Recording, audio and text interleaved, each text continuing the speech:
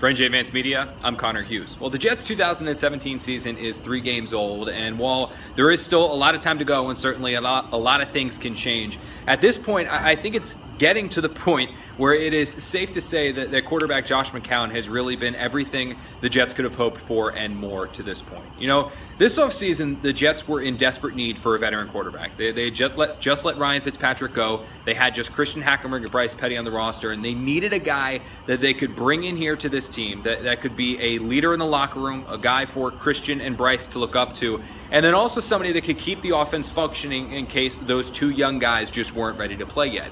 It's been check for everything the Jets could have hoped for with Josh McCown. You know, he's been that leader. He's been a great guy for Petty and Hackenberg to look up to. In fact, I talked to Hackenberg in the locker room, and he said that Josh McCown is literally an encyclopedia of information for anything that anybody could want. So that's check. But I think the area that the Jets have gotten even more than they expected is the on-field production, because while yes, the Jets are still 1-2 and they're not challenging for the playoffs or division title or they're not Super Bowl contenders, McCown really is playing some very, very good football, despite the fact he might not have the most talent around him. You know, granted, look, he is throwing to just Jermaine Kearse and Robbie Anderson and Jeremy Curley, and you know, he's got a decent running back rotation, I guess, and an offensive line that's been more good than bad, but this is still not an elite level receiving corps. But Josh McCown's out there. He's completing nearly 70% of his passes. He's thrown for 600 yards. He's got 2 touchdowns and no interceptions in his last 2 games. In fact, the only 2 interceptions he threw were really with the game already decided with the Bills. You know, look,